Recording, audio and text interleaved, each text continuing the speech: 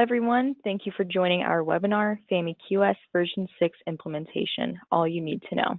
This webinar will be hosted by Ines Santos of FAMI-QS and Kris Middleton of Eurofins. I'm Genevieve Randall, and I'll be moderating this webinar. So an overview of what will be covered during this webinar.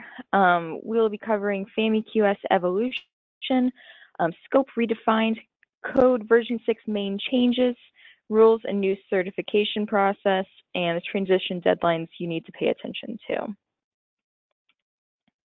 Before we begin the webinar, I'll let you know more about how it will run. The webinar is being recorded, and the slides and recording will be available for you within 3 business days. A short Q&A session will follow the presentation to answer viewer-submitted questions. During the webinar, you can submit questions you have using the webinar sidebar menu. Select the Questions tab, type in your question, then hit the Enter key on your keyboard. Remember, you can submit questions throughout the webinar. Eurofins is driven by our mission to contribute to global health by offering the highest quality training, testing, auditing, and consulting services. We strive to listen to our customers and not simply meet, but exceed their expectations. Our footprint is global, with 45,000 staff in over 800 laboratories across 47 countries and a portfolio of over 200,000 analytical methods. Eurofins provides a unique range of analytical testing services to the pharmaceutical, food, environmental, and consumer products industries and to governments. Before we begin the presentations, I am going to launch a quick polling question,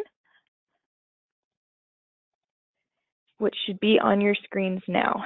The question is, how comfortable are you with the changes in version 6 from 1 to 5, with 1 being very uncomfortable and 5 being very comfortable? I'll leave the poll open for about 30 seconds before I close it and share the anonymous results.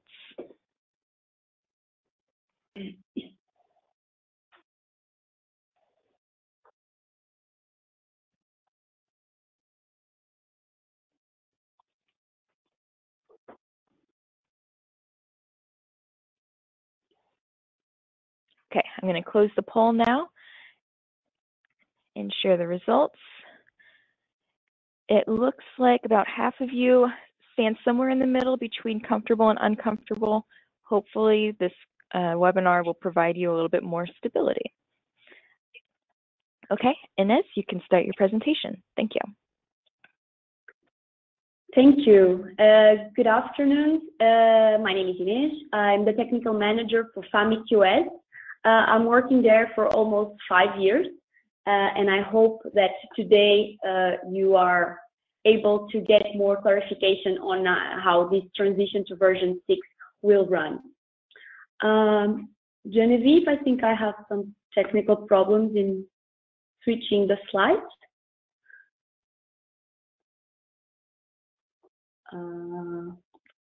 Sorry about that. Okay. Should be good to go. Yes, thank you. So now to come back. Yeah, so let's start a little bit with the history of FAMI-QS and how we got here. So FAMI-QS was created in 2004 in order to facilitate the trade of feed additives between the European member states by harmonizing the feed safety requirements posed by each country. So back then, before we were implemented, like an operator in Germany had to comply with different regulations in Spain and in France and everywhere in order to place their ingredients there. So it was very complicated. So FEFANA, which is the Association for Feed Additives in Europe, decided they wanted to create a feed scheme that harmonized all the requirements and facilitate the trade among the member states. So this was the first stage of development of FAMI-QS. We were created in 2004 with this goal. Then, with the feed hygiene regulation coming into force, and since FAMI-QS code was very based on this feed hygiene regulation, some operators from third countries sought a way to, okay, we want to comply with the feed hygiene regulation to export to Europe. So FAMI-QS provides the tools that we need to place our ingredients there. So this was the second stage of development. So the third country operators used FAMI-QS to place their ingredients in Europe in order for them to be in compliance with the regulations. Now we arrive to a phase that we are global. So we are the global reference standard for placing specialty feed ingredients in the market. We have operators placing products not only in the EU, but from Brazil to the US, China to India, etc. Our global presence is reflected here.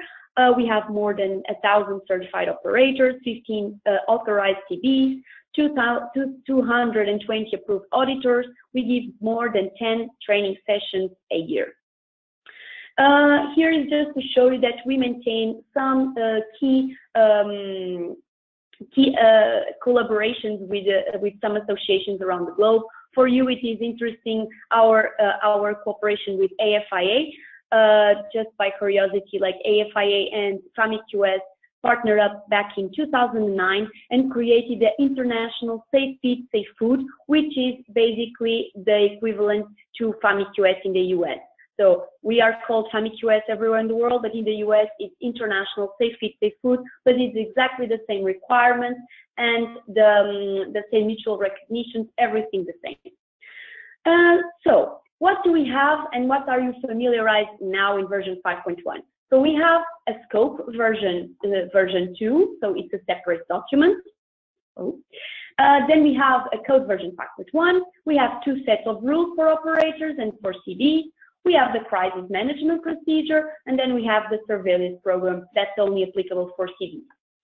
In the new version, what you will look at is yes, when it turns. Okay, what you will look at is we have the fully revised FAMI-QS code, so version 6, and these will have 6 documents that will work as an add-on to the code. So we will have 6 process documents that are different. So if the company processes, like they process a fermentation product, they go here, they choose, okay, we have to comply with FAMI-QS code of practice and with the bioprocess document. So you don't need to comply with all the 6 documents at once, just the ones that are applicable to your operations. But we'll speak about it later. What other documents belong to these fully revised systems? We have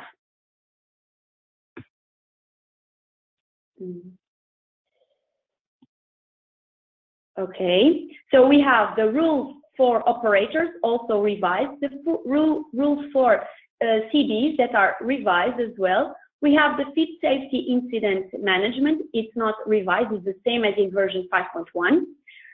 We have the markets regulatory system and the guide for managing regulatory compliance. These 2 documents are not mandatory. It's just a guidance document to help you to place ingredients in certain markets, but I will speak also later. And we have the revised document, recognized standards, where all our mutual recognitions are placed. So all the assured suppliers coming from the certain recognized schemes and for transport. So everything is there. So let's enter now in more detail in the scope, the new scope, the revised scope, and the process documents, how they will work. So back in 2004, when we were launched, our scope was pretty clear. So we had feed additives and premixers in our scope, everything very, very clear. Then with the feed materials regulation coming into force in 2009, it created a little bit of a chaos in the market because there were some really good defined feed additives in one day that were in the feed additive register, but the day after they were removed. Okay, this is not a feed additive anymore. This will be a feed material. So it created a mess in the market.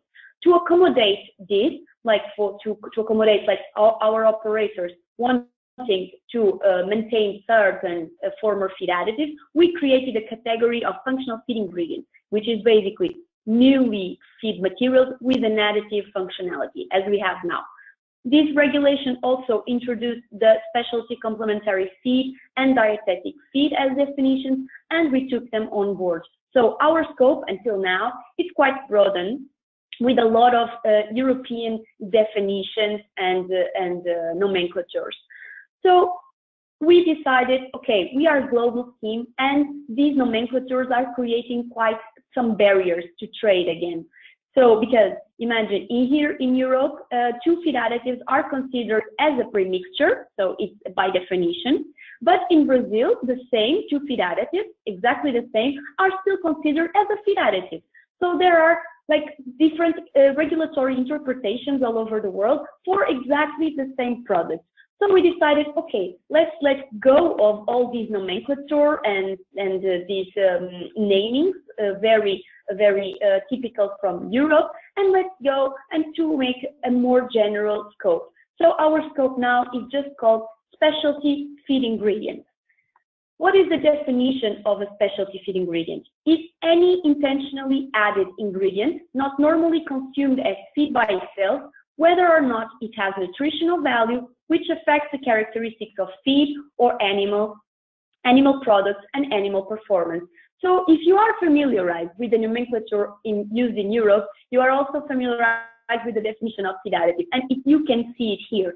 So basically, we are not broadening up our scope. We will keep accepting what we have now, but we just let go of the nomenclature, of the naming of the European definitions, let's say like that.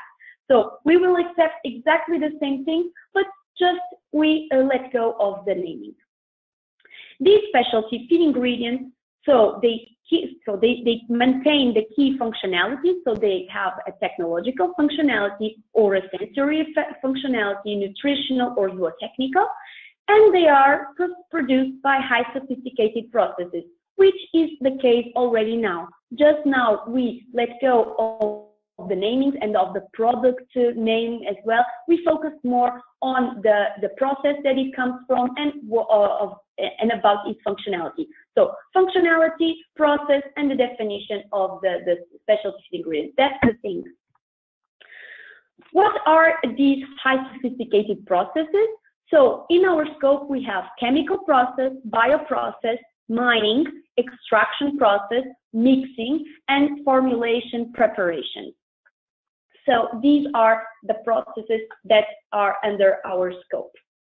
What we do not accept, so what is not covered in our scope, is complete feed, so that's complete out, and medicated feed, with the exception of histomonostats and coccidiostats that are considered as feed additives in Europe.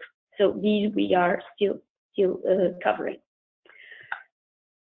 One important thing, like we covered the activities that we targeted our production and trading for everything.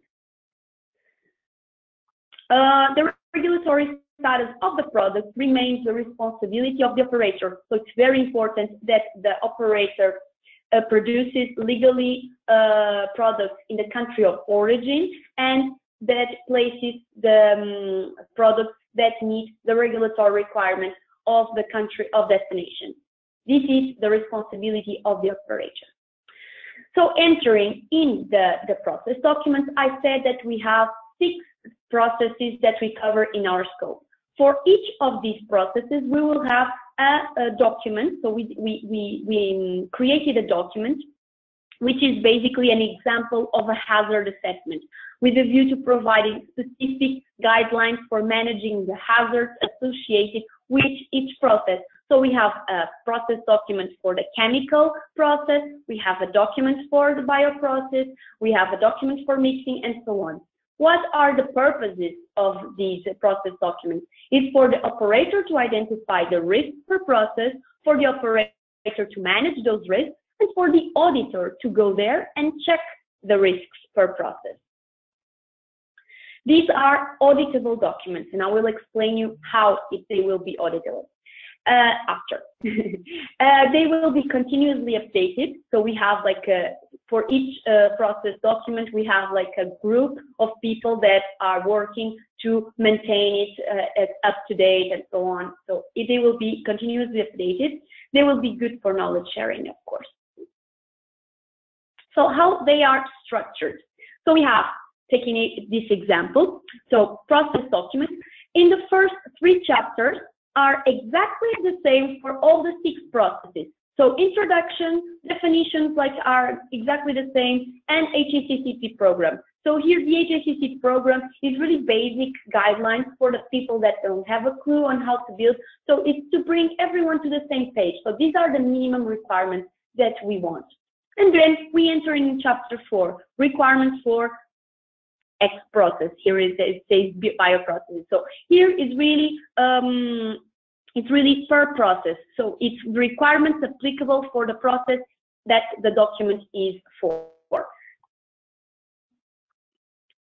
So focusing on this part, on the last part of the document. So we take another example here, the process, mixing process document.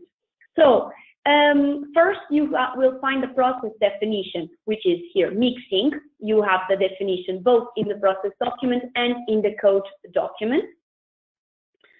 And then you will find a flow chart. It's really an example, a basic example of a flow chart. So you have the raw material selection, you mix it, you pack it, you label it, you store it, and then you ship it. It's really basic flow chart. It is just an example. The auditable part, it comes now. So you have here an example of hazard analysis. So we took the process steps that we have in our flow chart, we describe it. So first we can take already the second step, which is mixing, and then you describe the process, mixing of additives with other additives and or carriers. Then you have hazard description, radiological hazards from use of contaminated water supply. And then you have a suggestion of control and preventive measures, analyze water source, well or municipal, on a regular basis. So how will you treat this, like being auditable, how you will treat this? It's basically, you look at these hazards, so radiological hazards, contamination for cleaning agents, physical contamination from equipment, personal pests during opening handling. All of these lists, the list that is here in hazard description, you need to integrate it in your own HACCP plan. So here we are not telling you how to make the HACCP plan, how to, like, no, you already have your HACCP plan. It's really perfect for us. We just want to make sure that all the risks are being tackled. So what do we want to see, and what your auditor, when you go to your facilities, want to see is that, okay, are you taking care of this risk, this risk, this risk? So all of these risks need to be in your HACCP plan. And if you see that there is some risk that is not applicable, you just take it, okay, this is not applicable because, so you justify why the risk is not applicable. But you will take into account all of these risks. So for each process, if you have mixing processes, you will have to go through all of these risks. So in all of the steps, you go and you tick, okay, I'm taking care of this, of this, of this, of that. So this is why we say it's auditable document.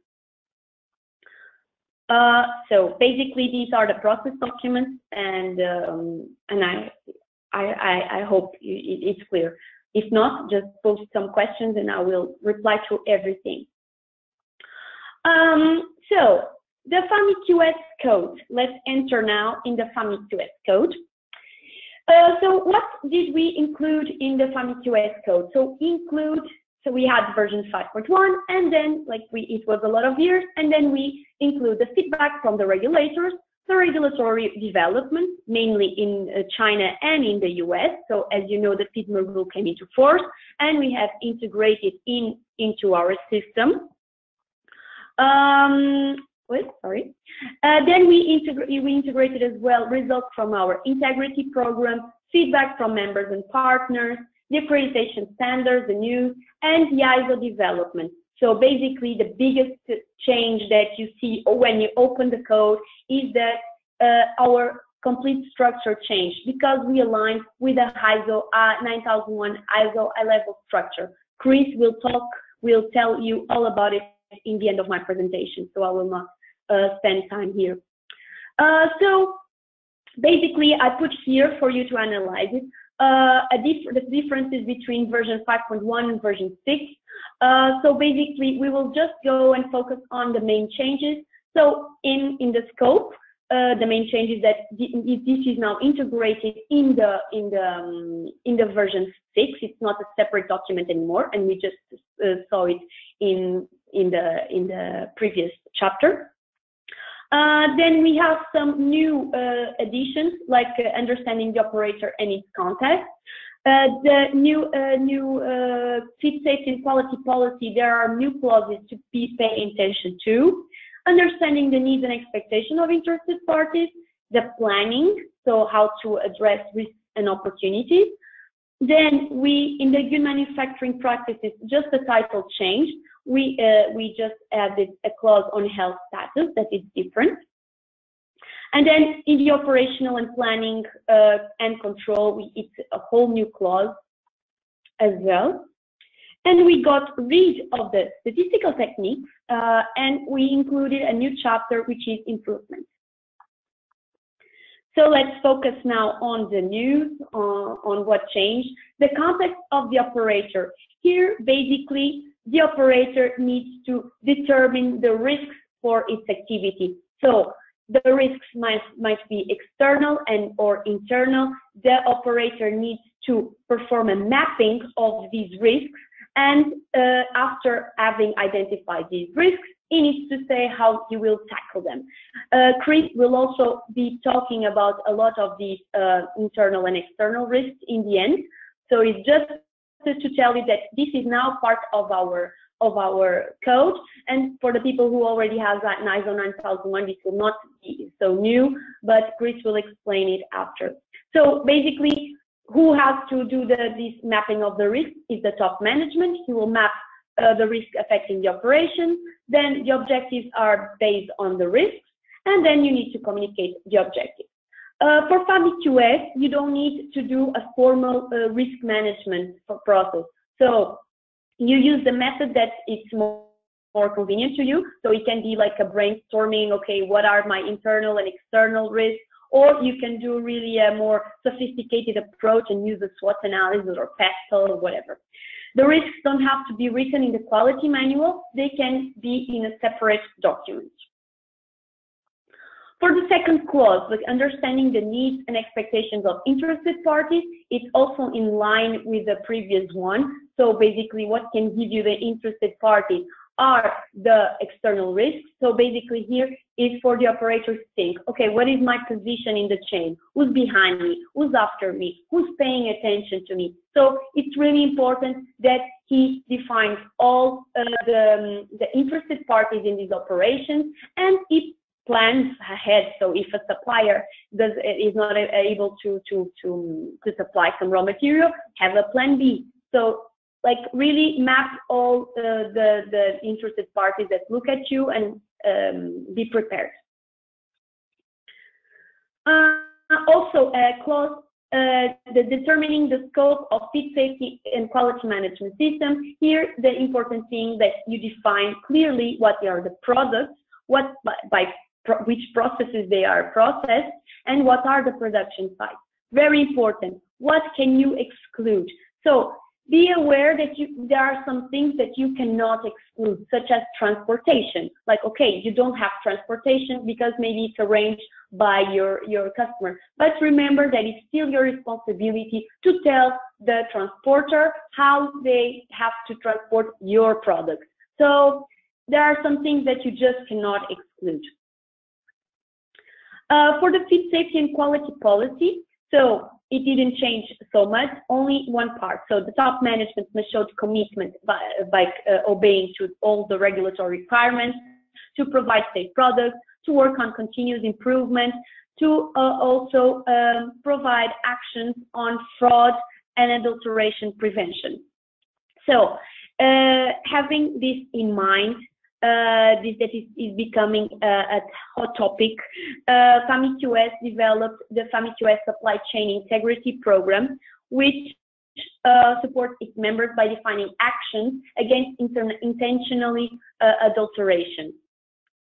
So this is really becoming a more critical topic, and we partnered up with the PwC consultants and developed this module. This module will define actions. So basically, in the code there is written actions for preventing fraud and adulteration, and so we say now that these actions shall be aligned with the requirements addressed in this new module that will come out. So this module will be mandatory for all FAMI-QS certified operators.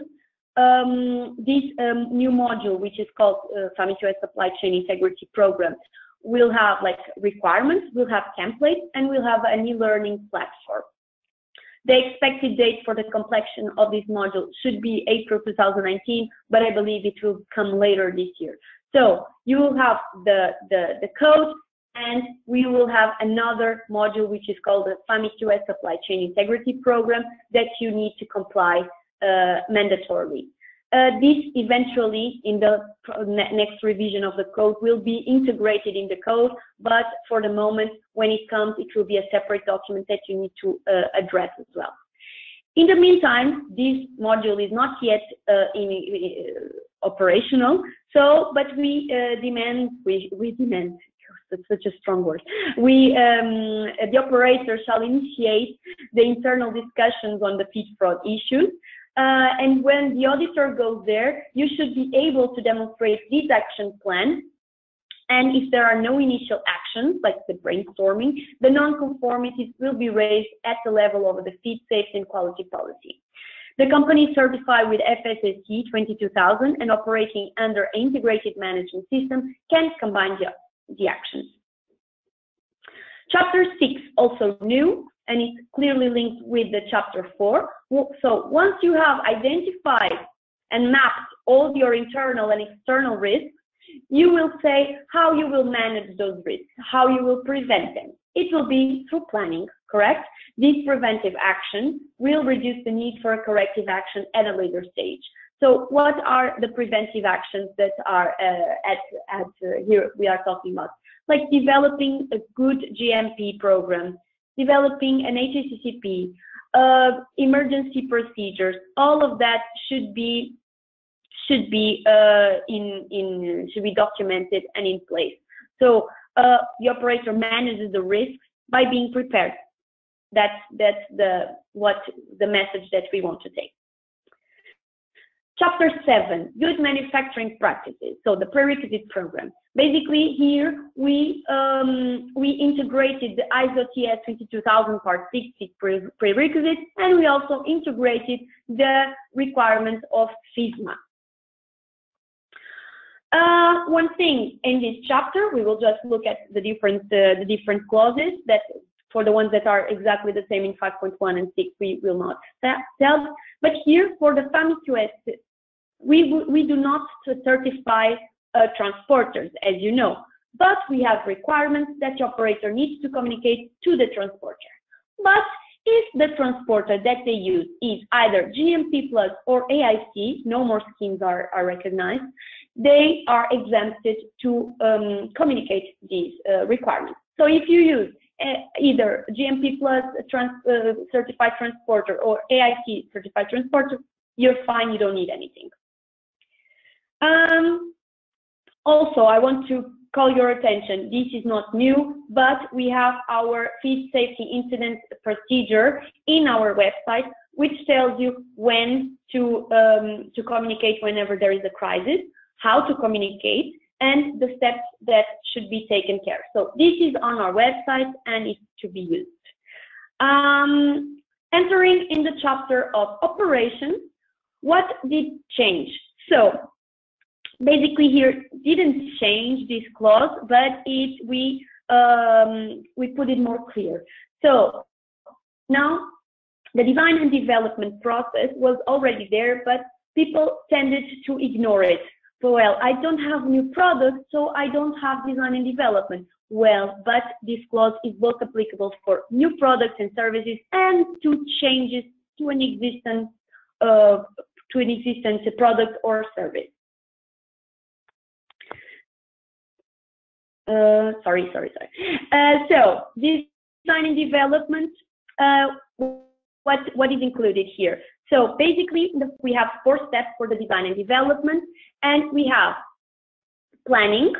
So basically, the brainstorm telling what you need to know to carry on with the development. Then you have the inputs.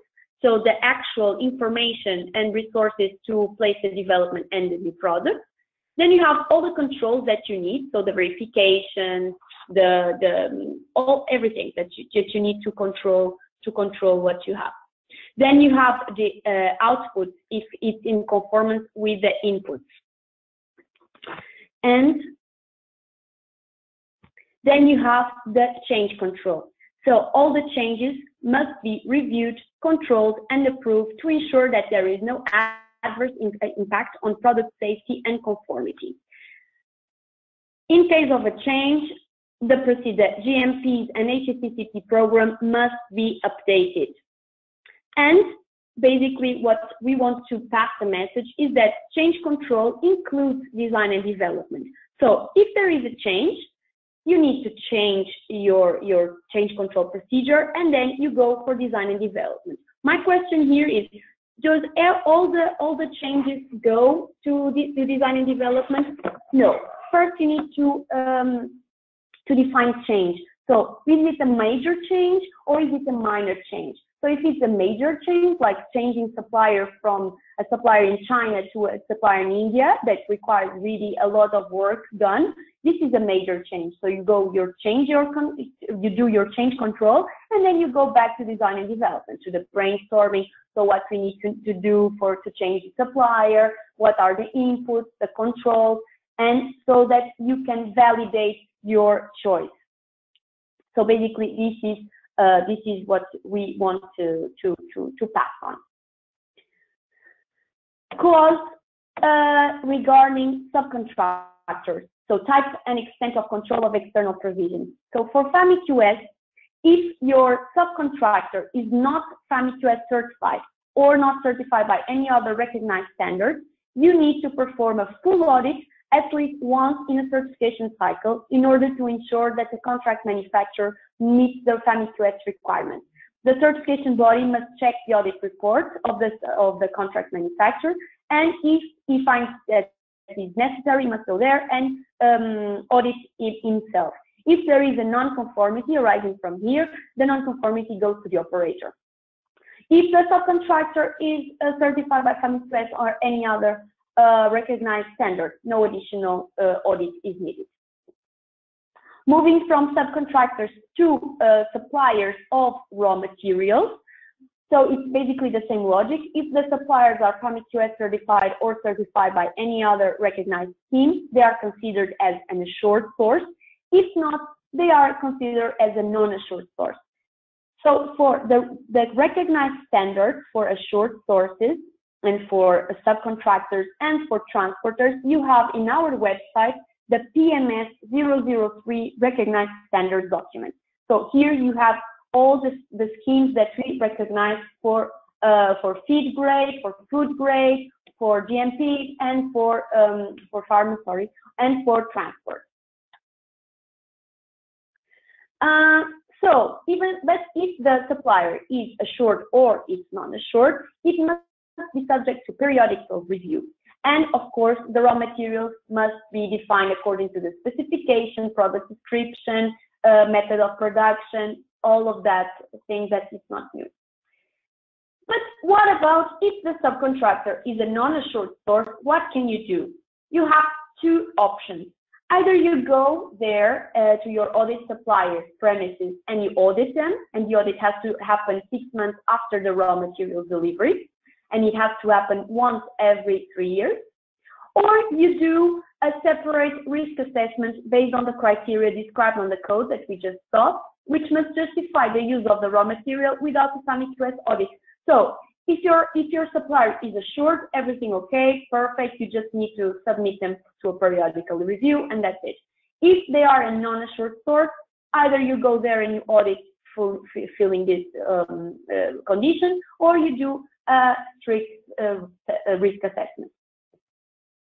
For the control of production, we have two new things that were not included in version 5.1. We have post-delivery activities and release. For the post-delivery activities, which are like the maintenance services, supplementary services that you make after you selling your products, you must take care of the risk associated with the product, the nature of the products, the customer feedback, and the regulatory requirements.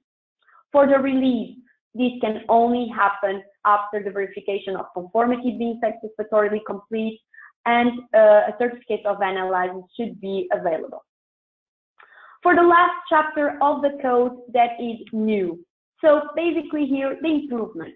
The clause stating non-conformity and corrective action. Here we are not only looking at, non-conformity, non-conformance procedures, like how to dispose it, no. Here is basically how you react to the non-conformity. The reaction to the non-conformity, to implement this action, to communicate what you just implemented. So basically, there was a non-conformity, but there was also a learning process. So how did we dealt with the non-conformity, and how did we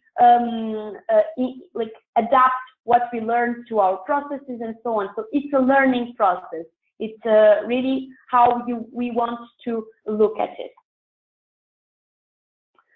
So this was the main changes of the code. If you have any questions, please feel free to write them down and I will get back to you. Now let's enter in the rules. So what are the changes in the rules? So initial application procedure will be exactly the same. You will just use another form to apply to FAMI-QS. It will be on our website. You apply, we send you the approval letter. You send the approval letter to your auditor. Your auditor goes there and they perform the audit, and that's it. So it will be exactly the same flow. Of course, the application form will be different, the scope will be different in the way that is described, not different as we do now. So you need still the approval letter, and I will tell you about it, about having new approval letters for version 6 or not after. But it's basically the application procedure is the same. Then you will be placed in our website. We will have a new platform which is being developed, and we will have it as soon as possible, maybe in April or May, where your certificate will be placed in our website in a different way. But you will hear from us about this soon. To maintain certification is always exactly the same as it was. We have initial certification, 12 months after first surveillance, second surveillance, 24 months after, and then you have the recertification of it. Special audits. So for the scope extension, if you have the same product or a different product but processed by exactly the same processes that you have, you might not need an extra audit. But that you need to check with your CV. You always have to communicate to us and to your auditor whenever you have a new product, and then you coordinate with them if there is like a need for a special audit, or if you can take these products on board in the next audit. For short notice audits, the auditor will let you know with 72 hours notice in advance that he will go there to investigate a complaint, in response of a feed safety incident, or a follow-up on suspended certificate. And the third case of special audits are the unannounced audits. This is super new in our system. So the unannounced audits will be only applicable for version 6. So only when you are up and running with version 6, you will get the unannounced audit. The participation is mandatory. It's applicable for producers and for traders. It has to happen once per certification cycle. So, and it's an add-on audit. You cannot substitute a surveillance or any other audit for an announced audit. So it will be an extra audit. And there is no notice in advance for an announced audit. The duration is a half-man days minimum. And the conditions for provisions of the unannounced audit shall be part of the contract between the CV and the operator. So basically, for version 6, you need to revise the contract that you have with your CV. If the operator refuses to participate in the unannounced audit, the certificate shall be suspended immediately, and the CV will withdraw the certificate if the unannounced audit is not conducted with a 6-month time frame. Also important to say is that for integrated management systems for feed and food, the unannounced audit performed for FSSC 22000 could also be considered for FAMI-QS as long as common topics will be checked, and the auditor shall be the same for like the FSSC and FAMI-QS. The certificate shall be, of course, issued by the same certification body. So this is quite new, and if you will have guidelines. So here, the topics covered during the unannounced audit. So for production side, the auditor will cover like all or a combination of monitoring the TCPs, inspection of the premises, internal or external, observation if the employees perform the tasks according to written procedures, the crisis management procedure. And for traders, the auditor will cover like suppliers evaluation, purchase orders and specifications, certificate of analysis, traceability, crisis management procedures as well. So all of these, and it's like we have clear guidelines for the unannounced audit, and I hope this will run smoothly. The certificate will also look different because, of course, our scope is different. So we will have you are certified by the trading or production activity for placing specialty feed ingredients from bioprocess or mixing or a combination of processes in the market. So and also the feed chain integrity module, the naming will be described there. Very important. The invoicing address must be part both of the approval letter and of the certificate. And by invoicing address, I'm telling the address that you invoice your customers, that you send to your customers, not that FAMI-QS sends you the invoice. No, it's the invoice that appears in your in your customer's mail. So, because this address is really responsible for everything, for placing the products on the market. If there is a crisis, all the traceability goes to this address. So this is really important that this address is both maintained in the approval letter and, of course, on the certificate. The regulatory annex, just to briefly tell you that these are not mandatory documents, they are just guidance, and they are really interesting because since now we are a global scheme, and we are not so like, okay, we will accept the same range of ingredients in our scope, but we will accept, like, imagine, if a feed additive is not approved in Europe, it cannot be placed in Europe. But if it's approved in India, we can have it in our scope. We will just mention that it is not to be placed in Europe. So it's interesting to have this regulatory system, this document, because it gives you some notes, some notions on, okay, if I want to place my ingredients in Australia, what regulations do I need to fulfill? In the United States of America, okay, FISMA rule I need to force, so it's there. So it's really interesting for operators wanting to export to, okay, what is the legal status of my product there? So it's just for you to know. And if you want these documents, you can write me an email and I will be happy to send you. The transition requirements so we have a document, the transition to version 6 document in our website as well. It's available there with all the dates. So the transition period is 3 years starting from the publication date. And so it will be until 1st of October 2020. We will stop accepting applications under version 5.1 from October 2019, so this year in October. The FAMI-QS applications under version 6 will open this March. Hopefully, we will have new application form ready next week. But just pay attention to this. Current FAMI-QS certified operators under version 5.1 don't need to get an approval letter to move to version 6. New approval letters will be only issued in case of scope, address, and name changes. So basically, if you want to go for version 6, what the only thing that you need to do is to be prepared, and your auditors should be prepared. So the certification bodies should be prepared and covered to be to clear to audit under version 6.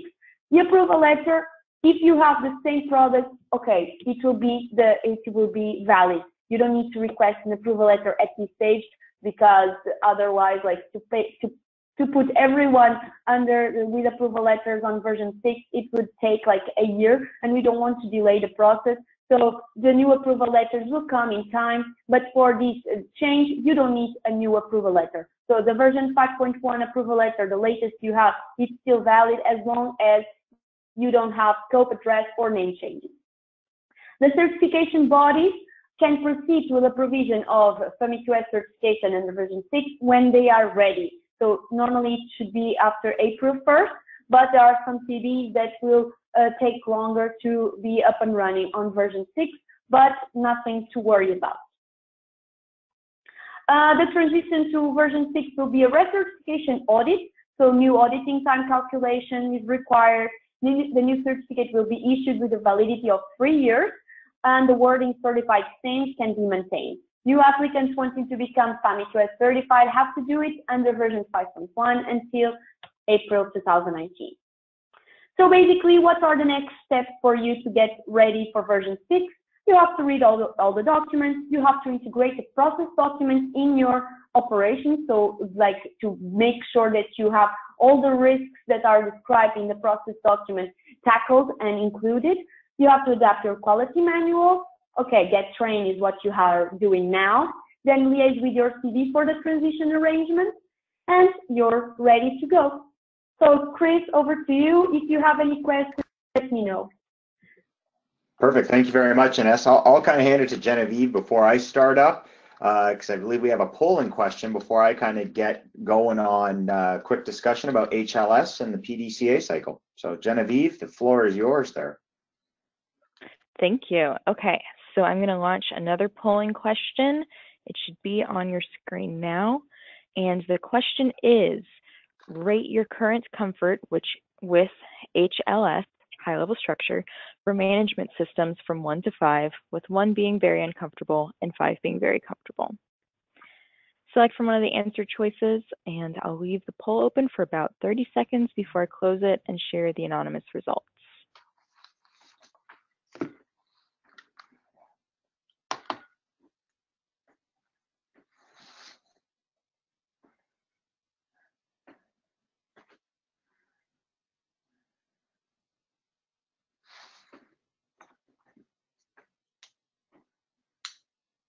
Okay, I'm going to close the poll now and share our results. Looks like people are pretty scattered across the chart on their comfort with high-level structure, and Kris will hopefully answer some questions in his presentation. All right, Kris, Perfect. you may continue. Thank you very much. All right. Oh, jumped a little too ahead there. All right, so we've got about 10 minutes or so left. This is going to be a bit of a crash course on high-level structure. And as Ines said, if there's any more questions, feel free. You're always able to approach us with anything when it comes on that front. High-level structure, it's really based on the 10 sets of clauses that kind of came out with ISO 9001, 14001. And even if you look at ISO 22000, which we're going to reference a bit in the next few slides, how that all lines up on that front. So I know there's many clients out there that are in the FAMI-QS world that have 9001. So one of the really nice things that FAMI-QS did is they allowed their code to line up very well and slot very nicely in with the other management systems that are out there on the international scale. So it allows you to have a bit more of integration within your systems across the board. It prevents you having to have, here's my FAMI-QS system, and then here's my quality management system. So now you're going to be able to blend in that feed safety and quality management system easily on that front. As it says here, allows for a bit more of the same look and feel. We'll see a quick slide next of how the subtle differences. There's just a couple subtle differences that are within there, but really does allow for you to kind of look at that, have a very much the same sort of approach within your management system on that front. A key point here, and Ines already talked on it, was talking about risks and allows for a better evaluation of risks. And that's a key point. We're going to talk about the plan, do, check, act cycle in a couple slides. One thing that I really want to point out and stress is the terminology of risk. Us in North America, we really use risk as a negative statement. Really what I want you to do is kind of think of risk as something different. It's something that would promote a change within your management system. If it's negative, think about it more as a threat, a vulnerability, something along those lines. Really, if you're looking at an actual risk, it is something that would have to cause an adjustment within the system itself on that front. A real big change within 9001, 14,000, et cetera, and in FAMI-QS is pulling out that terminology of management and sliding in the terminology of leadership. If many of you have paid attention within food safety and feed safety circles for the past little while, a tagline has been food safety culture. Feed safety culture has really been pushed within there. And that's not just from the top down, but from the bottom up as well. That's really encapsulated within the standard now. So you really want to see that everybody on all levels of the organization are going to do the right thing when nobody's looking. And that's how it's stressing on that front. That's within that new clause 5 that's within there. So just remember, leadership is more than management. And you're looking at that long range view. You want to see everybody sort of looking at that, taking the time to understand your drivers, et cetera. And we'll get to that a little bit more as well. And then as it says here, last point, simplification of the system. So one of the jokes that's out there that's been in the industry for some times now is that GMP stands for Great Mounds of Paperwork. One of the goals within these systems is really looking to simplify, eliminate the bureaucracy that's within there, having piles and piles of binders, and sliding more to step-by-step processes and focusing on the outputs within there and the risks that are there and making those necessary adjustments as you move through. So really focus on your system on that front. And you may already have some of this within your organization. So it does sound like it's a big change, but many of you probably already have that in place. So here's a quick slide. You can see the subtle differences. I'm sorry, it is a little small for you to look at. You will get this presentation, so you'll be able to see it a bit clearer after. But you'll notice that all the clauses within there essentially line up with only some subtle differences within there, which is kind of nice on that end. So this is that format of the high-level structure that we already talked about, and that's already guided you through what those changes are that are within there. Some key points within that, the context of the operator, as she was talking about, you're really looking at those internal and external risks that could occur, and you're looking on a business level, and what are the positive and negative items that could affect you. So we're going to talk about two sort of sets of risks beyond internal and external. We're going to talk very briefly about organizational risks, and then we're going to talk about operational risks very quickly. So the approach of those are a little bit different. And these risks on the external front can come from things like government. They could come from supplier issues. They could even come from customer issues and customer demands. So sometimes a question is, what is a government risk that could occur? And we had a fairly large one that has occurred over recent years within the US, that being the implementation of the Preventive Controls Rule and FSMA. That was a government mandated risk. If there is a change within there, that is a potential risk. It's not necessarily a threat to your organization, but it is going to require you to change your management system and how you manage it on that end. So that's where it is on that front. I'll move through here. Okay, so there's our two sets of risks. So really what you want to do when you're looking at any risk, regardless, be it organizational or operational, is you want to really make sure that the change that you make does not cascade and affect other aspects of your system. Those are going to be very, very, very big for your organizational changes that may occur in your organizational risks. Operational risks are really linked more so to the manufacture of the product, the handling of the product. It's going to link a lot to your HACCP/food safety plan and looking at the revisions and analysis on that front, making sure that you keep up to date with hazards that present within the industry, within your products, and globally that could present on that front. So you're wanting to make sure you look at it. And then also you're looking at operational risks as it comes to crises, to recalls, to withdrawals, non-conforming product, excessive issues of that. That's where you're looking at it on that front. Computer stalling here. There we go. Plan, do, check, act cycle. Oh, I jumped 2 slides. So jump back one. Plan, do, check, act cycle. Many of you have probably seen this. This is essentially embedded within any of the management systems now, and is really something all of you are probably very comfortable with, but you might not know that you're comfortable with on that front. So the key thing with Plan, Do, Check, Act is you don't really want to make the change without assessing that the change is going to actually function. So Ines talked a bit about product design and development and how that links into change management. And many of you have all created new products, made changes to products. We don't just make the change and run with it. We got to determine if a change or a new product, if we can actually put it to scale and put it out into the market. Can we actually manufacture it properly? Can we market it properly? Can we handle it properly? Do we have the capabilities?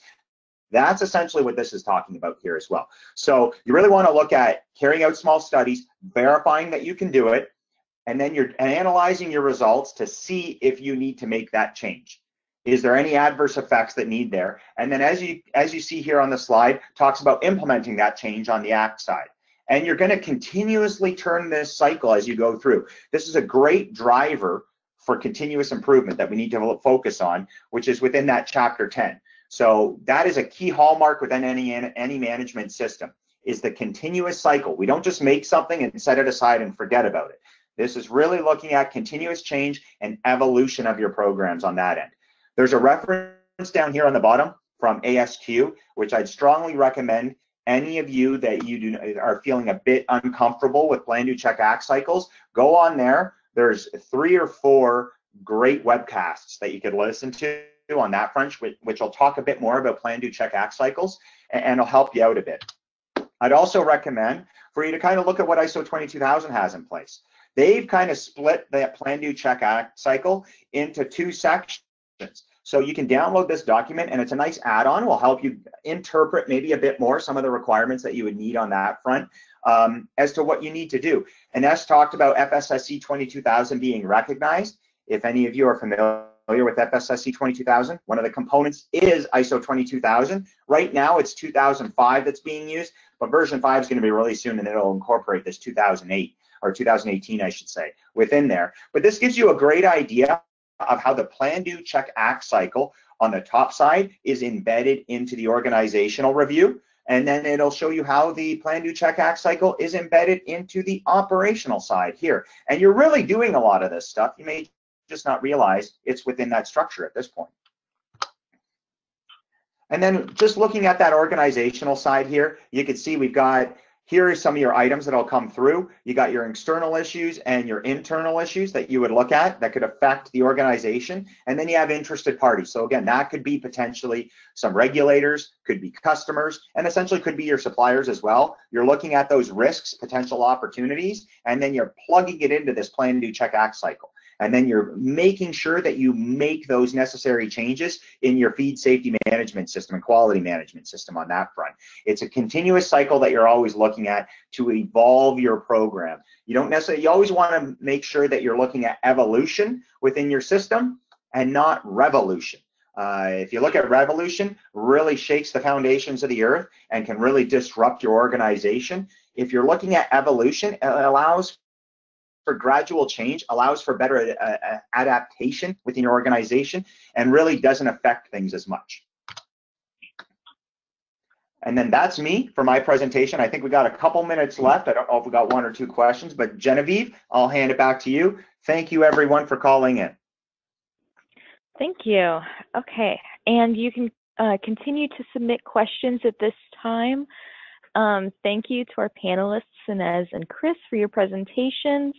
We will move into a short Q&A, so if you have any questions, feel free to submit them. Any unanswered questions will be followed up with individually after the webinar. So far, we don't have any questions. That means you did a great job, Ines. You answered everybody's questions. That's a good high five. Perfect.